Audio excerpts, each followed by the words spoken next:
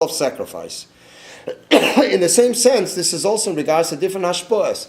You have sometimes a hashpah in the middle of the week, then you have hashpah that comes Shabbos. So Chassidus explains Shabbos, the lower world, elevate to a higher world, and also they get their hashpah from a higher level. In other words, not from a lower level, but a higher level. Al-derech, like it's mentioned in Chassidus, that Shabbos, that Rish Chedesh, there's hashpah through Malchus or through higher than Malchus. Each one, or Shabbos is the union of Bina, which means the revelation then is more sense that it's coming from a higher level than all other days in the year. There's Yom Tov. Yom Tov in Bechlal is the union of Sfiras Habina, Me'adim L'Simcha. And then there is Shabbos is called Shin Vas, the union of Malchus. And then there is Pnimis HaMalchus. There's different levels, different Yom Tovim. And they're called Me'adim because they are actually designated times for the revelation of godliness. Yeah, but what someone trying to ask you is like, there's people not shomerim Torah mitzvot, ובכל זאת זה לא תשפע. So they're getting it in other schusim, in someone else's schusim. They know nothing about the... So you got a problem with it. I'm telling you, they're getting... I'm not saying they're schusim. I'm talking about... The Rebbe once said about a neshama that came down Lamata. The Rebbe says it comes down Lamata, and for 40, 50 years it didn't know of any mitzvahs. And all of a sudden there was a mitzvah it did. 80 years, not 40 years. 80 years, 90 years, so bis 120. Do it, choose whatever age you want. The mitzvah is of the Rebbe, that Bishas is doing that mitzvah, this was the tachas where he came down. And this compensates for this is his shleimus of Aved in the world. Everyone, the Eibush does different cheshbenos. So what, he's part of one of the mitzvot? He's not potter. The Rebbe is speaking about these, that are Tinik Shem Nishba, that are posted in captivity. We're now never aware of Torah mitzvahs. So the Rebbe brings it out that it's al derech, like the Mittel Rebbe says. There are certain people that have the same way that there are people that have pain, are in agony, because they cannot fulfill Torah mitzvahs, and therefore it's considered like they have fulfilled it with the fullest pleasure, the greatest pleasure. In the same sense, the Rebbe answers, the Rebbe connects it together. Same sense, there are certain people that we have no idea what they were living on 40, 50 years or more.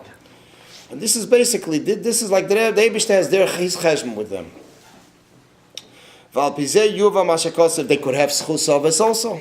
I mean, there's many things involved when it comes to hashpahs that people receive. Or maybe they did in Yonim of Maisim Tevim on their level, not connected with Torah mitzvahs. I don't know the cheshbenos, I'm not the bookkeeper, l'mayla. V'alpizeh yuva mashakosa b'teras ha'Bashem Tev hanal, she'tehilas Yisrael, Sha'aleim HaKadosh Baruch Hu Yeshiv, that the Eibishter is sitting on Misparnes, Hei Matihilas Hazeh Shemashpielem Begashmias. That this is what the Eibishter is giving them Begashmias. And therefore, in other words, in a physical sense, for den Gesund Parnasse was Baruch Hu gives it, for the health and Parnasse that he gives them. In order there should be a drawing down of the infinite revelation of the essence alone in physical objects, so the praising needs to be in accordance to this level. So therefore, in order that we want to bring down a certain inyan, we are mishabeach, we praise the Eibishter in that field.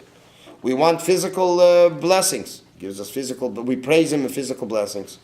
And therefore we find also that B'shas came to Rashbi, Rab Shimon ben Yochai, and they needed blessings from him, they needed things from him. So they started to praise him on his level in order that he should be able to bring down these hamshoches.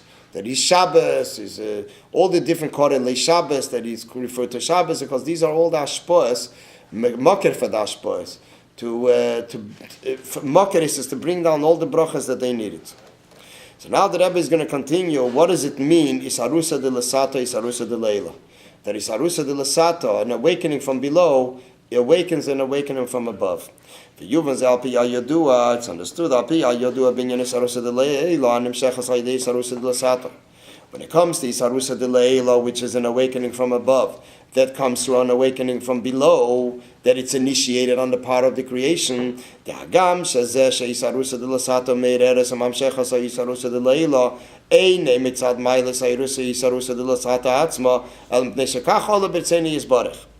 That when we say that an awakening from below awakens and draws down an awakening from above, so this does not come mitzad. This is not based on the initiative from below, but this is what the Eibishter wanted. A yid should do something and things should start moving. Is it that it really touched Lamaila? Is it that it has the potential to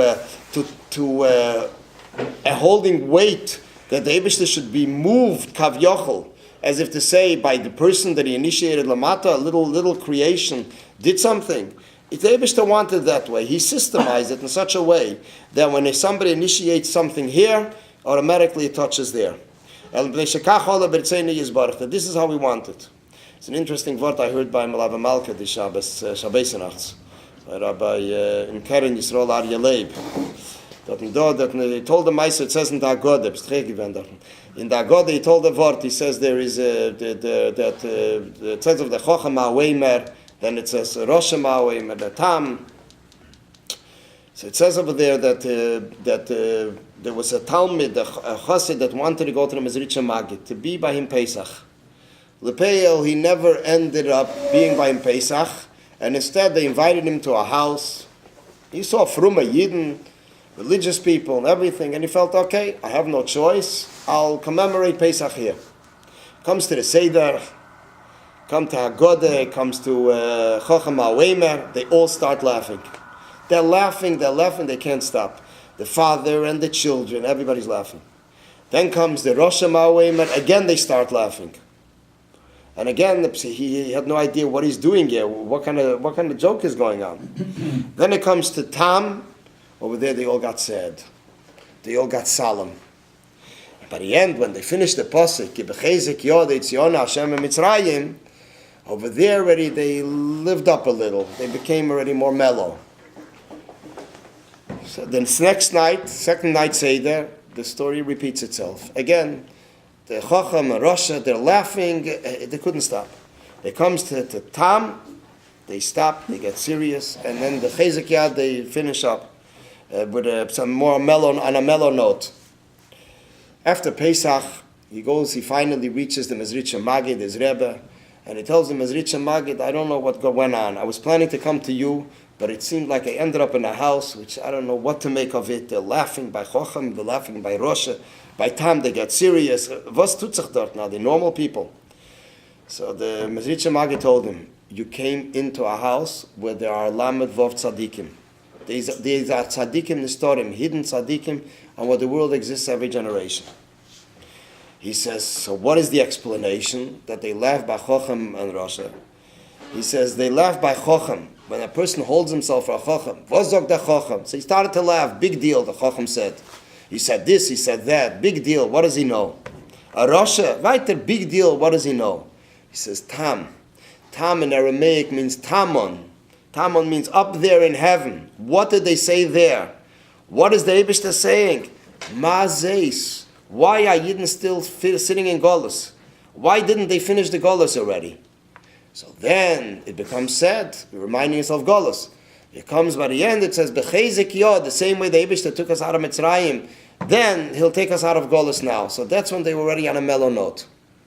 This is how the Mezritcha Magid explained what kind of people they were and what Tam means.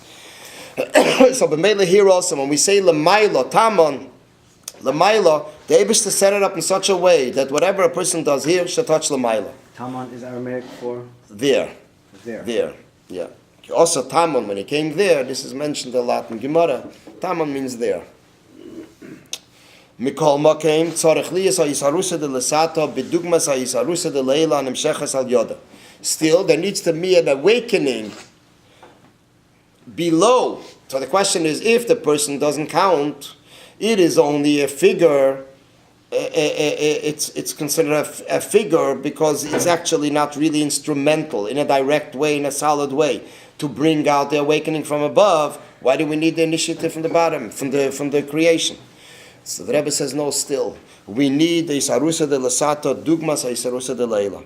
We need the Isarusa de Lesato, an awakening from below, similar to the awakening from above, as which is drawn down through the awakening from below. As the Mezritcha Magid also explains, Ala Posik Vat Musakisid Muskimaro all the Mal of Mumayla. That Al Musakisi, on the image of the throne, the heavenly throne, is it mus of a person all of Milmayla is the Dmus of a person. The Pirush Dmus Kemara Adam. Who? What does it mean Dmus Kemara Adam? So the Mezritch Magid explains it.